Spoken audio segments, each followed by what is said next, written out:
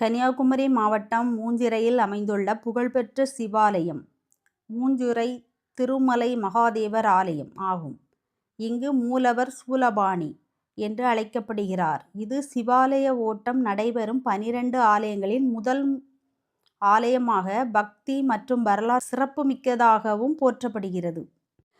Hi மக்களே, வணக்கம். எல்லாரும் எப்படி இருக்கீங்க? இன்னைக்கு நம்ம பார்க்க போகிற வீடியோ மகா சிவராத்திரியை முன்னிட்டு 12 ஆலயங்களை போய் நான் தரிசனம் பண்ணிக்கிட்டு வந்தேன். அந்த கோயிலுடைய வீடியோ தான் நீங்கள் பார்க்க போகிறது.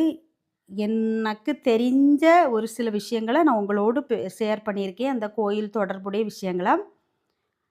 சரிங்களா? இந்த வீடியோ ஃபுல்லாக பாருங்கள். இறைவன் அருள் எல்லோருக்கும் கிடைக்கட்டும். வீடியோ பிடிச்சவங்க லைக் பண்ணி கமெண்ட் பண்ணுங்கள். ஓகேவா? இந்த முதல் சிவாலயம் இருக்குது பார்த்தீங்களா, திருமலை சூலபாணி கோயில். இது நாங்கள் போன கோயிலே ரொம்ப உயரமான கோயில். படிக்கட்டுகள்லாம் நிறைய இருக்கும், ஏறி தான் மேலே போகணும்.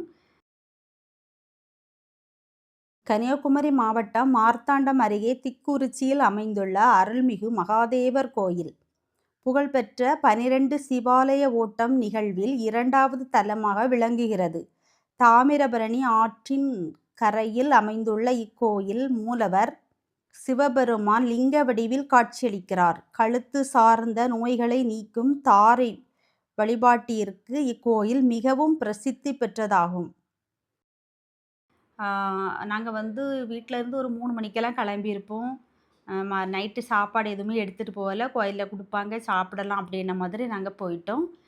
கோயிலில் எங்களுக்கு என்ன கிடச்சி அப்படின்னாக்கி, கன்னியாகுமரி மாவட்டத்தில் கோதையாற்றங்கரையில் அமைந்துள்ள திருப்பரப்பு மகாதேவர் ஆலயம் சிவராத்திரி ஓட்டத்தின் 3வது சிவாலயமாக போற்றப்படும் மிகவும் பழமையான தலம்.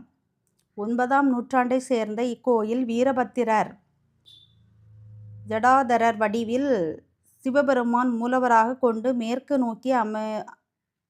நோக்கி அமைந்து பாண்டிய மற்றும் ஆய் மன்னர்களின் வரலாற்றை கொண்டு சிறப்பான கட்டடக்கலையுடன் விளங்குகிறது. முதல் கோயிலில் என்ன கிடச்சி அப்படின்னாக்கி சுக்கு காப்பியும் சுத்து முறுக்கும் கிடச்சிச்சு. பயங்கர பசியோடு இருந்தோம். அது ஒரு கப்பு காப்பியும் குடித்து முறுக்கும் சாப்பிட்டதோட கொஞ்சம் பசி அடங்கிட்டு மற்ற ஒவ்வொரு கோயில்களுக்கும் நம்ம போகும்போது அந்த பூஜை முடிஞ்ச அப்புறம் தான் நாங்கள் போகிற மாதிரி இருந்துச்சு. ஏன்னா பொதுவாக கோயில் பூஜை முடிஞ்ச உடனே பிரசாதம் வழங்கிடுவாங்க. நம்ம அந்த டைமுக்கு போக முடியாததுனால நமக்கு சாமியோட தரிசனம் மட்டும்தான் கிடச்சின்னு சொல்லணும். அப்புறம் 2 கோயில், 3வது கோயிலில் நமக்கு ஒன்றும் கிடைக்கல. 4வது கோயிலில் சாமி கும்பிட்டு முடித்து வெளியே வரும்போது சாப்பாடு வச்சாங்க. சுட சுட சோறு, ரசம், ஊறுகாய் அப்படி வச்சாங்க. பசியோடு இருந்த எங்களுக்கு அதெல்லாம் தேவாமிர்தமாக இருந்துச்சு. எல்லா கோயில்கள்லையுமே மகா சிவராத்திரியை முன்னிட்டு நல்ல பிரமாதமாக அலங்காரம் பண்ணியிருந்தாங்க. அதில் ஒரு சில கோயில்களை ரொம்ப விசேஷமாக நம்ம சொல்லலாம். திருவிழா மாதிரி அவங்க வருஷத்தில் ஒரு வாட்டி தான் கொண்டாடுவாங்களா என்னென்னலாம் தெரியலை. அதாவது நம்ம வண்டியை விட்டு இறங்கி நடக்கிறதுக்கே எல்லா கோயிலுக்குமே ஒரு 10 நிமிஷமாவது நடந்து தான் போகணும். ஏன்னா எல்லா வண்டியும் நம்ம உள்ளே விட்டாங்கன்னு வச்சுக்கிடுமே.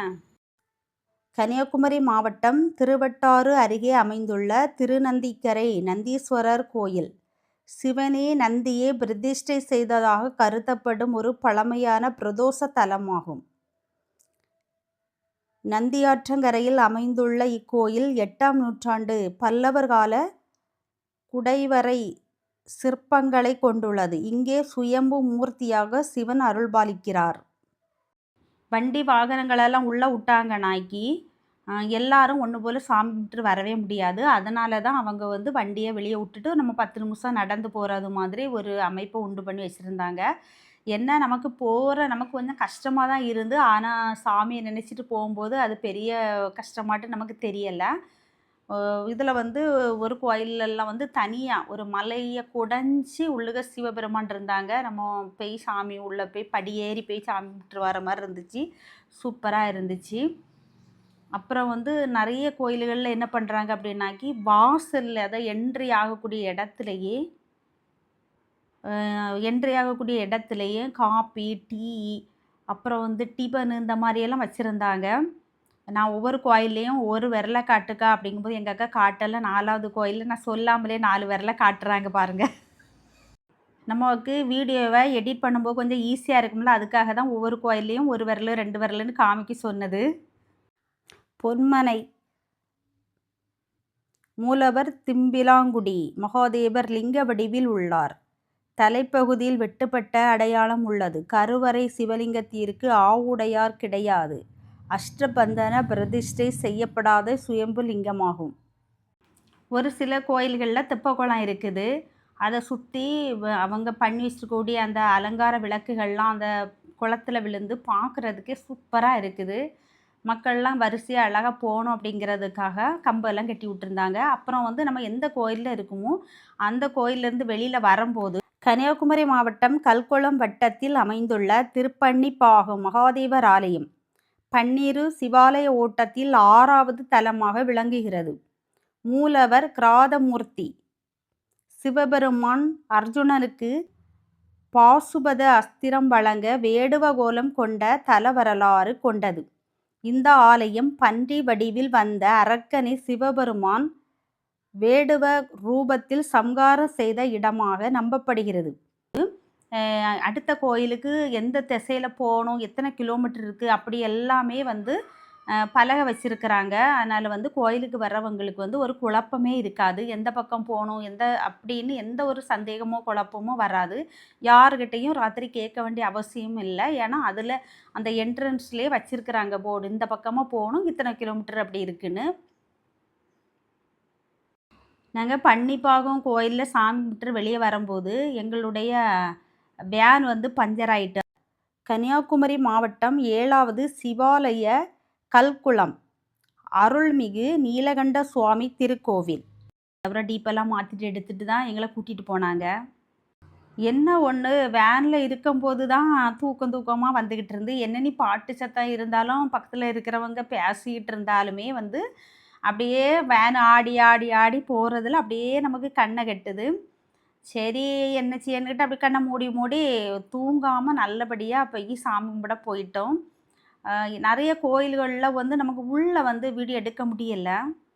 ஏன்னா கோயிலே போர்டு வச்சுருக்குறாங்க, உள்ளே ஃபோட்டோ எடுக்கக்கூடாது, வீடியோ எடுக்கக்கூடாது அப்படின்னு. நம்ம வந்து அதை மீறி நம்ம எதுவும் பண்ணுறதுக்கு இல்லை, வெளி தோற்றங்களை மட்டுமே எடுத்து. இதுவுமே உங்களுக்காக தான் எடுத்தேன். நான் சாமியெல்லாம் வீடியோ எடுத்துகிட்டு இருக்க மாட்டேன்.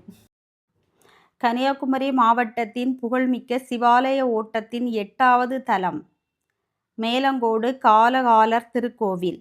சிவபெருமான் யமனின் உயிரை போக்கி காலனை வென்று காலகலராக அருளும் இத்தலம் திருவிதங்கூர் சமஸ்தானத்தின் காலத்தில் குதிரை மூலம் கண்டறியப்பட்ட சுயம்புலிங்க தலம் என வரலாறுகள் கூறுகின்றன.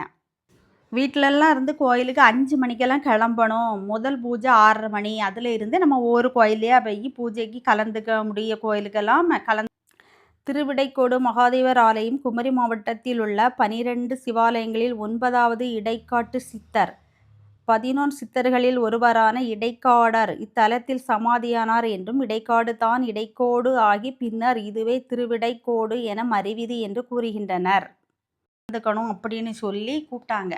ஓகே, எங்கள் வீட்டிலேருந்து நான் 3 மணிக்கெல்லாம் கிளம்பிட்டேன். ஆனால் நான் வேற ஒரு ஊரில் போயிருந்து அவங்க கூடால தான் இந்த கோயிலுக்கு போகிறதா இருந்துச்சு. ஓகே, ஆனால் நாங்கள் 5 மணிக்கெல்லாம் 5 மணிக்குள்ளேயே அங்கே போய் சேர்ந்துட்டோம். கன்னியாகுமரி மாவட்டத்தில் உள்ள திருவிதங்கோடு மகாதேவர் ஆலயம் பழமை வாய்ந்த சிவன் கோயிலாகும். இது முன்னாள் வேணாட்டின் தலைநகராக இருந்த திருவிதாங்கோட்டில் அமைந்துள்ளது. பரசுராமரால் நிறுவப்பட்டதாக கருதப்படும் இத்தலம் பிரசித்தி பெற்ற சிவாலய ஓட்டத்தில் முக்கிய பங்கு வகிக்கும் பழமையான கட்டட கலை சிறப்புமிக்க சிவாலயம் ஆகும். ஆனால் வண்டி ஏறினது 6:45 தான் வண்டி ஏறி இருந்து. முதல் கோயிலை நாங்கள் கும்பிடும் போதே வந்து 10:30 மணி.